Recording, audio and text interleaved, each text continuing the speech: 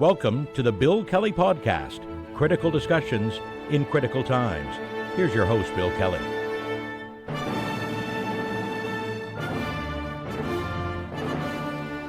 Welcome to another edition of the Bill Kelly Podcast, critical discussions in these critical times. I'm your host, Bill Kelly.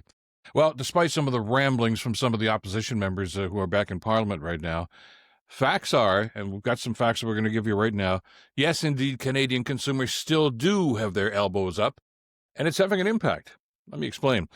The data that we have here is fresh from a study that was done by CBC News, and basically talking to Canadians, not to the politicians, but to the Canadians about what are you doing, what are you buying, or what are you not buying, where are you going, all these sorts of things, all the things that we've talked about over the last number of months since this tariff kerfuffle that was initiated by Donald Trump has had an impact on our economy.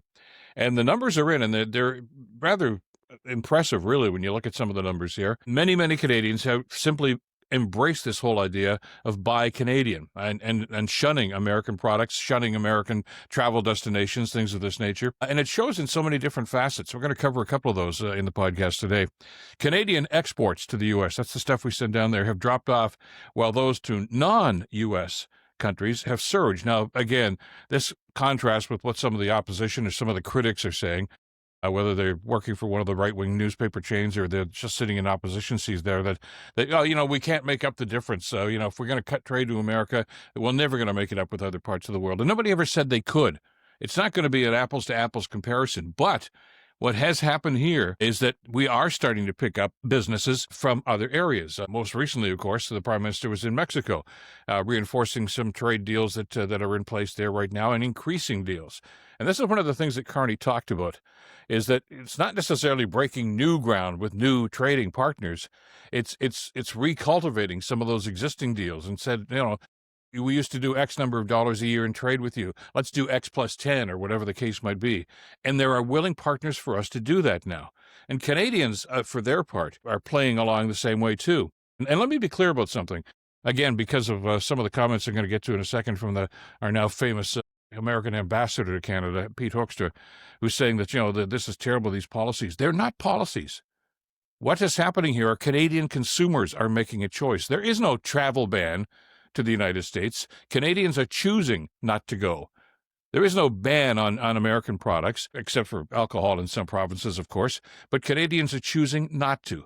And that's interesting to see because it goes towards another goal that we've talked about, and certainly Prime Minister Carney has talked about, is first of all, diversifying, but secondly, is taking pride in what we've got here. And maybe for the first time, some Canadians are saying, maybe I'll try that Canadian product. Maybe, hey, that's not so bad after all.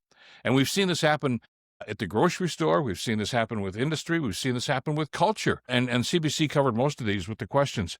This whole Buy Canadian campaign has reshaped an awful lot of what's going. We've talked, and I know the government has talked, to some of the heads of the grocery chains. And I know that those are the bad guys. There's price fixing that goes on there, and I know that, and it pisses me off and as a consumer, and I'm sure it does you. There was the price fixing with bread and speculation about other things. But the grocery stores themselves are now saying that they're dropping a lot of U.S. brands because we consumers are simply not buying them anymore. And instead of having empty shelves, they're starting to put Canadian products in those holes on the shelves, and those are being purchased. And that's on us. Those are the consumers themselves that are forcing that sort of a change. Okay, that's not something the grocery stores did on their own. They're reacting to the pressure from Canadian consumers, and that's a good thing. And it is having an impact right now. Travel, of course, as we touched on just a couple of minutes ago, is a big part of that right now. 1.3 million fewer people crossed into the country from the northern border, and Americans are feeling that. And we're not going to bring the U.S. economy to its knees. Canada just doesn't have the wherewithal to be able to do that. But when you look at what's going on with travel, which is usually a big-ticket item, costs a lot of money if you want to go on vacation to Vegas or Florida or whatever the case might be. Airfare is expensive, accommodation is expensive, and we're simply not doing that. And the major companies are reflecting that in the services that they're providing. For instance, on air travel, Air Canada, Flair, Porter, and WestJet have all cut some U.S. routes altogether or reduced the number of times that they're using some of those routes because Canadians don't do it. They're not going to send a plane down to Tampa Bay if there's nobody on the plane, right? And that's what's happening these days. Now, is it having an impact? Yeah, of course it is. According to U.S. spokespeople, a 10% decline in Canadian tourists going down to the States could wipe out as many as 14,000 U.S. jobs. That's just a 10% decline. Well, the trend right now in 2025 is it's going to be a lot bigger than 10%. So Americans are going to lose their jobs in the travel industry as a result of Canadians' choice to not go there. I hate to see anybody lose their jobs, but I also hate to see the number of steel workers in this country or auto workers in this country that have been laid off because of some of the Trump policies that have gone on. And Americans understand that you can't have it both ways here. You can't suck and blow at the same time. You can't let Trump do whatever he's doing to Canada and to other countries with punitive tariffs that could actually be illegal, but are certainly punitive, and then expect us to simply roll over and say, okay, well, I guess you got the right to do that. No, they don't. And I'm sorry that Americans are going to lose their jobs, but Canadians are losing their jobs here too. And we ask the same question. What are you going to do about this? It's one of these things that we just have to get. Pete Hoekstra, that I just referenced a couple of minutes ago, was the ambassador. And he's a Trump appointee. He's a Trump loyalist. He's, kisses the butt of the king down there. And so you expect that to a certain extent. But he's been going around making speeches around the country over the last little while, basically trying to undermine what the prime minister is doing here with some of the policies. He was in Halifax, I guess it was, the other day, and says that all these types of things, these Canadian decisions, the consumers' decisions, he says, that doesn't tell me that Canada is passionate about this relationship in the same way that we are. What a load of crap. I mean, understand, this guy's from Michigan, apparently, and he should have some understanding, if he's ever opened his eyes, to the relationship between Canada and the U.S. and the reciprocal relationship on things like the Auto Pact and so many other elements of industry and manufacturing.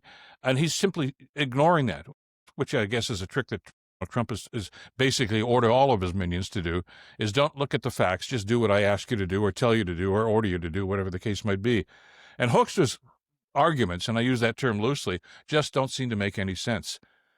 Trump's policies are unfairly having an impact on the Canadian economy, on our steel industry, and all the other industries that we've talked about, even going through agriculture, lumber. I mean, no, there's a long, long list here. And yes, I know, as the Prime Minister reminds us, that the overwhelming majority of goods that cross the border are still covered by the free trade deal, the CUMSA deal. But even that is in jeopardy to a certain extent right now because it's up for renewal next year. And Trump has already indicated with one of his ramblings that he's not even so sure that we even need a trade deal, which basically means, he can do whatever he wants, impose tariffs or not, as the case might be. He's already contravened an awful lot of what was in that deal to begin with. And if there's no deal, well, that gives him free rein. Not that he really needs that latitude because he's doing it anyway. And nobody down in the States, nobody in politics, certainly in the Congress, certainly in the Senate, or even with the Supreme Court, who are supposed to be the checks and balances here, nobody stands up to Trump. And he knows that at this stage. So sure, he gets pissed off when the Canadian government, or more importantly, the Canadian people, say, we're mad as hell and we're not going to take it anymore. And that's exactly what Canadians are doing right now. We've cut down on day trips. I know some of the border states are very upset about that, especially, we just went through the summer season here, and people in New York State and Ohio and places like that look forward to those Canadians coming over. Well, that hasn't happened to the same extent that it has in the past, and it's hurting their economies too. And the message we're doing here is not, hey, we're trying to hurt you. It's, hey, your guys' policies are doing that to us. What are you going to do about this? Let's go back to where we were. I mean, this is idiotic what Trump is doing right now, creating enemies and creating a very, very fragile economy. That's not the way we're supposed to be. We have the potential, as the Prime Minister has said, as President Sheinbaum in Mexico mentioned during their meeting the other day, Canada, the United States, and Mexico, when they're working together, is without doubt the most stable and most lucrative trading enterprise in the world. No other area has the same potential or the same amount of growth that can happen or the same number of dollars that are generated. But if you're going to be fighting each other, or if you got the guy in the middle who's simply being a jerk about everything because he has no idea or doesn't care about the other two partners, the deal falls apart. And Americans have to understand that. And you're never going to get Donald Trump to change his mind. I mean, we've learned that over years, that, he's got his people who surround him, who just tell him he's perfect, he's doing everything the way that they should be doing it. But the American people can have a say in this. And we keep talking. I know a lot of Americans are saying, well, these midterm elections next year are going to change everything. Again, I'm skeptical. I told you in the podcast before, I'm not even so sure that they're going to be midterm elections because Trump just, plays this idea about, there's a national crisis and we may not hold elections at all. And he's even talked about that in the past a couple of weeks too, because he's starting to feel the pressure right now. But we need to stay the course here. And I remember having a discussion with an economist. This was back around 08, 09, I guess, with that terrible recession. It was obviously coming at us and we could see it coming. To our credit, we had a really smart guy at the Bank of Canada that was running the policies. What was his name? Mark Carney. Yeah, that was it. And he worked with the government of the day, the Harper government, and Jim Flaherty as the finance minister. And we weathered the storm because we were prepared for this and we had policies and we had, defense mechanisms that would counter some of the stuff that's going on. So we have the wherewithal to be able to do that. But we need to have that sense of cooperation where it's not, okay, I want it all and I don't really care what happens to you. And that's got to change. We can really weather this storm. But the analogy that my economist friend told me at the time on my radio show was, he says, it's, what it's like? It's like, you want to lose weight. He says, it's really easy to put weight on.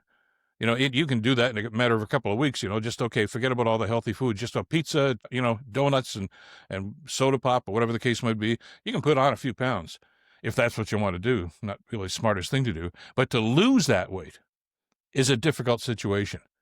You're not going to do 10 minutes of chair yoga and I'll lose 75 pounds, no matter what the commercial says. It takes a lot of willpower and determination and time to be able to do that. Well, it's the same thing with the economy. Once the economy starts to tank and go downhill from whatever reason, whether it's internal combustion or external, in the case of this country right now, in Canada, a lot of it is external. We know that. It's going to take time. But what the study from CBC shows is that Canadian consumers understand that, and we're doing our part. And this would not succeed if Canadian consumers weren't doing their part. So I guess the message here is, yeah, this sucks, and there's going to be some more hard times coming. We know that, and I don't ever think that Donald Trump is going to capitulate and say, okay, let's fix everything right now, okay? I don't think that's going to come. But there are other political leaders who may finally get the message when their own political futures are going to be on the line in elections, that maybe it's time for us and them to reestablish that strong relationship that we've had over the years. This is what we're shooting for here right now, but it's only going to happen if you and I continue to do what we're doing. Yes, buy Canadian. Okay? And it's not because we want to hurt Americans. It's because we want Americans to wake up and understand that the frivolous, idiotic things that their leader are doing are hurting Mexico, they're hurting Canada, they're hurting the UK, they're hurting just about every trading partner that the United States have. And this is how we reciprocate in this situation.